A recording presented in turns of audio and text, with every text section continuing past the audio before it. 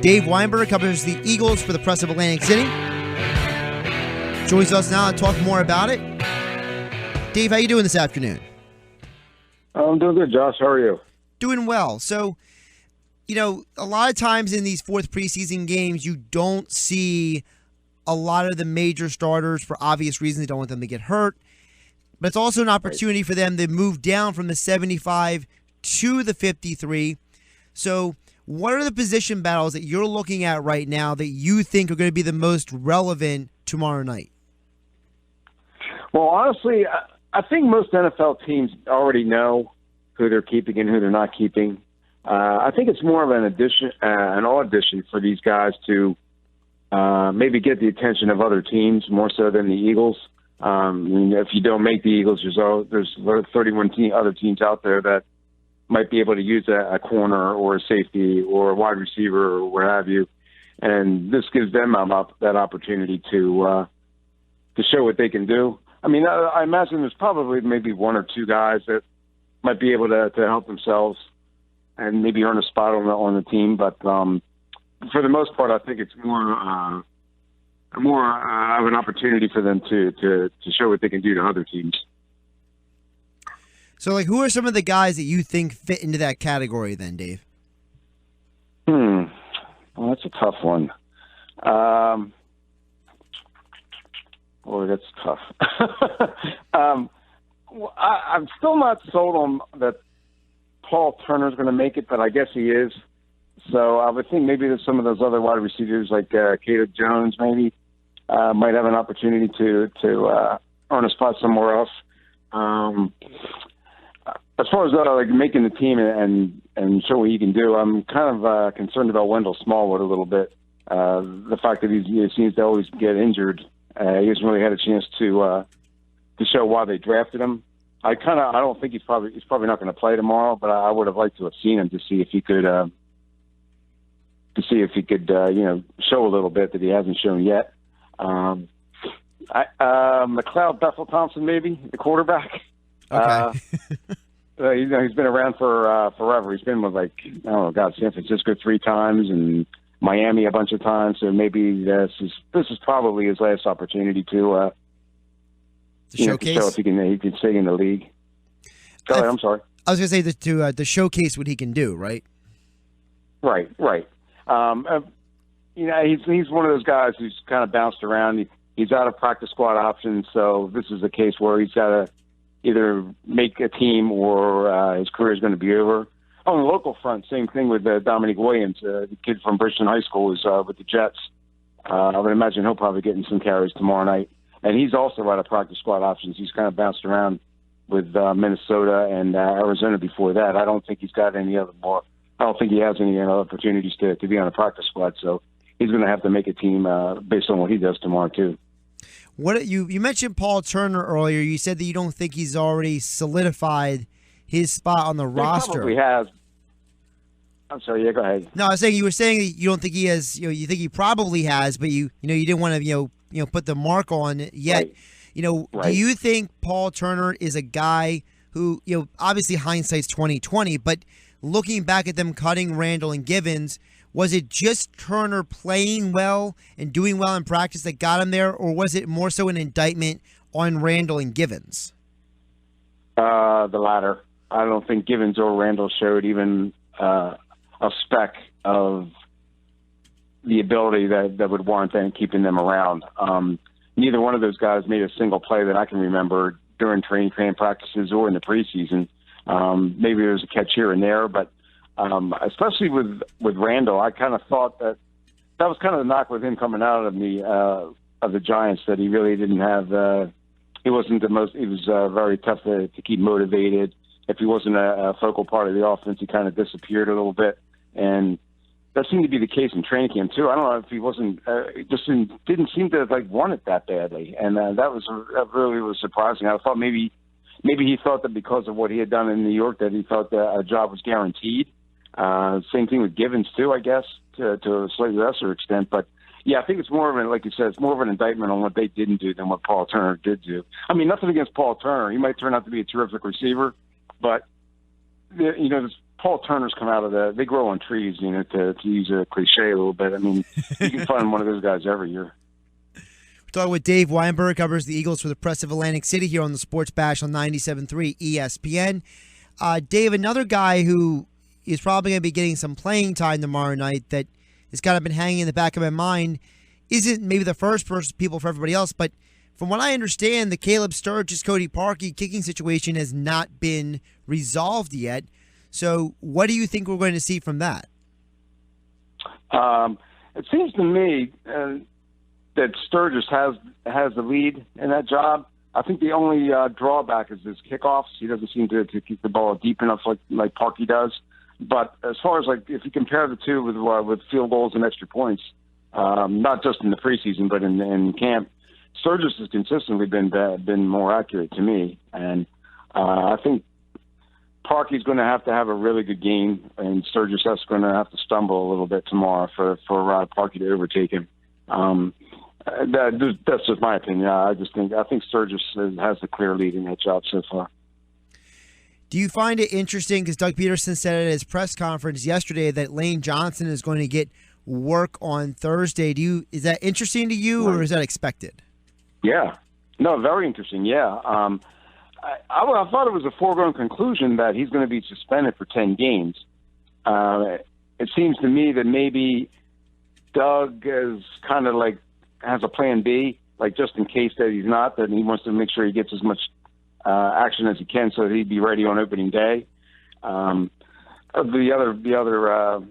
other factor, I guess, is that maybe he just thinks that Lane's not going to be around for 10 weeks, so he wants to at least give him a little bit of playing time before he has to leave the premises. But I thought it was kind of strange yesterday when Doug was mentioning how the suspension still hasn't come down yet, and if there's a chance that it might not come down by September 11th, if that's the case, then Lane's going to be the starting right tackle against the Cleveland Browns, and Alan Barber's going to go back to left guard.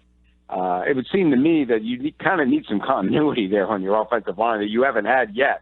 There's always somebody getting hurt or somebody switching around positions, or in Lane's case, getting having the possible positive test. So I would think that it would make more sense to just try and stick with the same 5 guys if you're convinced that Lane is not going to be there. But maybe there's some indication that the test isn't going to come down or the B sample is not coming back for any time for the immediate future, and maybe that suspension is going to be delayed for a couple of weeks. How much do you think that would mess up the offensive line chemistry to have Lane Johnson in there for a week or two and then just him be gone for 8 to 10 weeks? Well, I think it would. I think it would mess it up because the offensive line needs time to gel. That's one of those positions where you got to get used to the guy next to you. And but by the same token, Lane is their best right tackle. He might be their best offensive lineman, period. So you probably have to play him if you have him there, and maybe just deal with it after the first couple of weeks. Maybe just. Maybe you can mix and match and practice a little bit. I don't know, but if Lane is eligible to play, I think you do have to play him.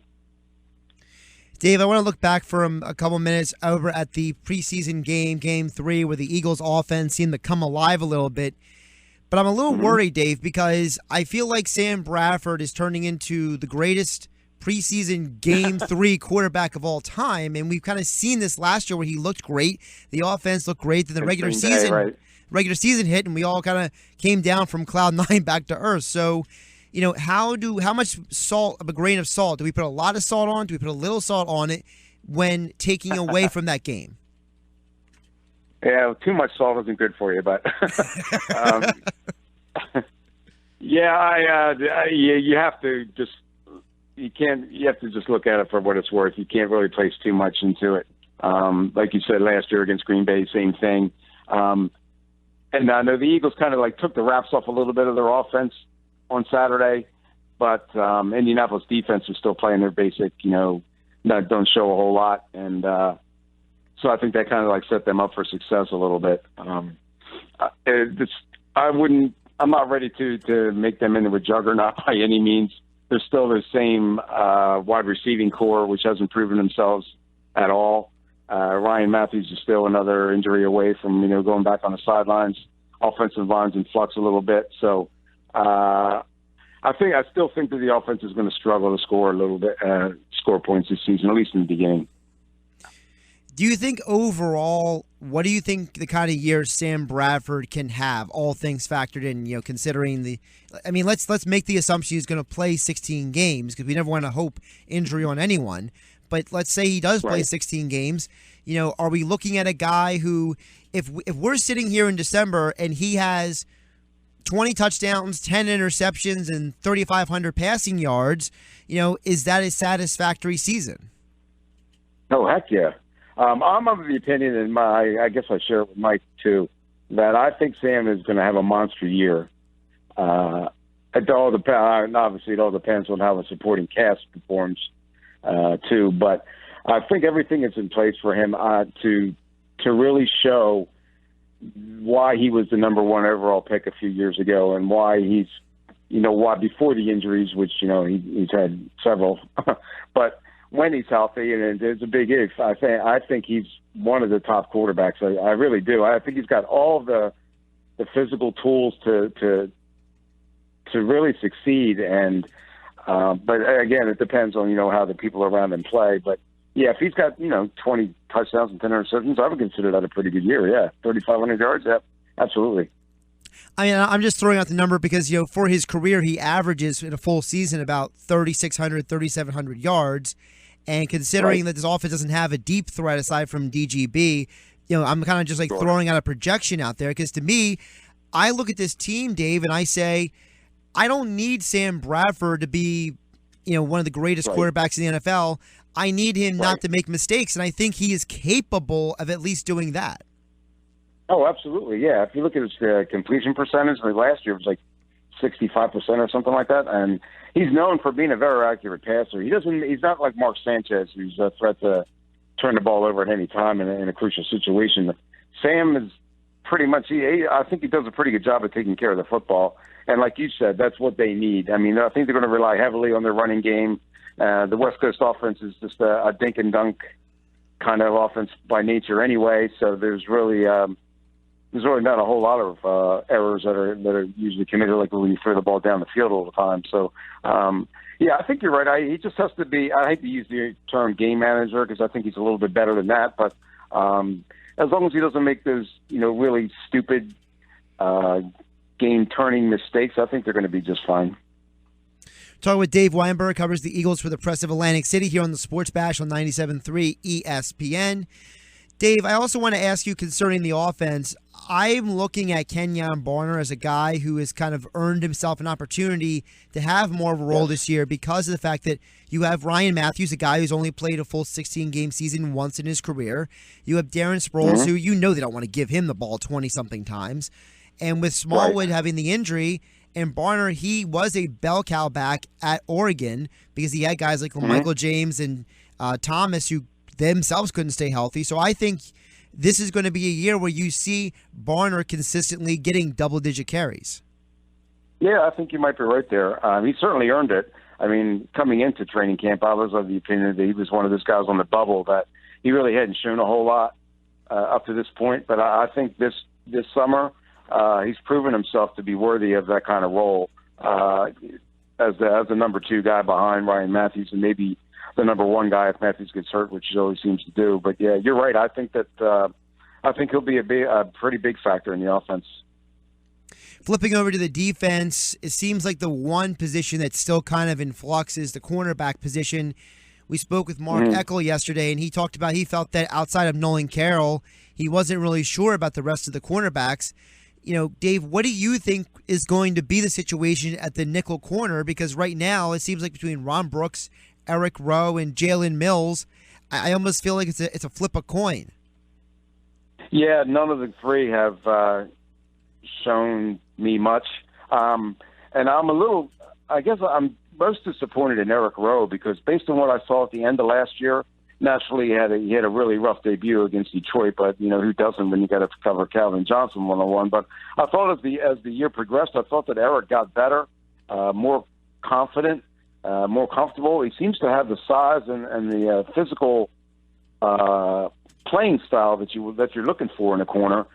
But for whatever reason, it just hasn't shown through. He seems like he got in Jim Schwartz's doghouse really early for whatever reason. I don't know why. Maybe he didn't pick up the defense quite as fast as some other guys, but and he just doesn't seem to have really like ever caught up to it.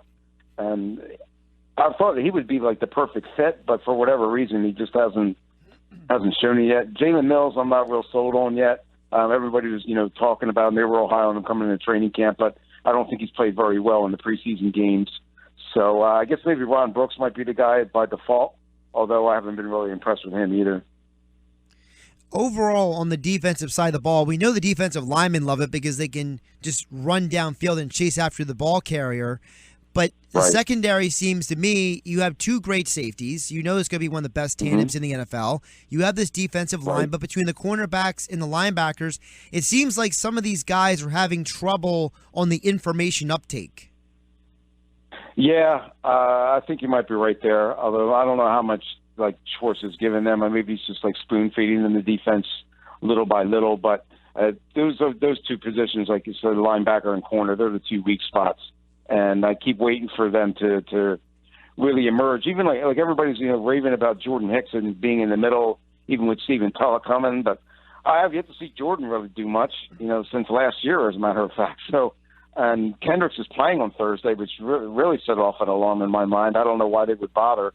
I guess because of the fact he's been hurt for most of the preseason. Maybe they just think he needs the snaps. So it'd be interesting to see like how often or how much he plays tomorrow night. If it's just a series or two, then it's no big deal. But if they're going to leave him out there the whole time, that tells me that they're probably not. Maybe they're thinking of moving Talak into the middle and then having Hicks and Nigel Bradham on the outside. And maybe they're kind of losing faith in Michael Kendricks a little bit. Well, also, Dave, you have the fact that Talak we know he can stop the run, and he could be a guy who can play on the first two downs, and then you just never play him in a nickel package. Right. He's getting up there in age. He's probably. You're right. He's a two-down linebacker, is what he is. So maybe that's what they're looking for. And as everybody knows, he played for Schwartz for 6 years and 6 total years in 2 different spots. So he knows what's expected of him. He knows what Schwartz wants. And Peterson kind of compared him to Chase Daniel as far as a defensive quarterback, if you will, like a guy who knows what the coach expects and what he wants, and has a veteran leadership role that they're kind of lacking in the linebacking corps. So maybe he'll at least be able to fill that role. Dave, looking over the NFC East as a whole, the Eagles actually had I don't want to call it good news because they never want to see a guy get injured, but Tony Romo getting injured for 6 to 10 weeks.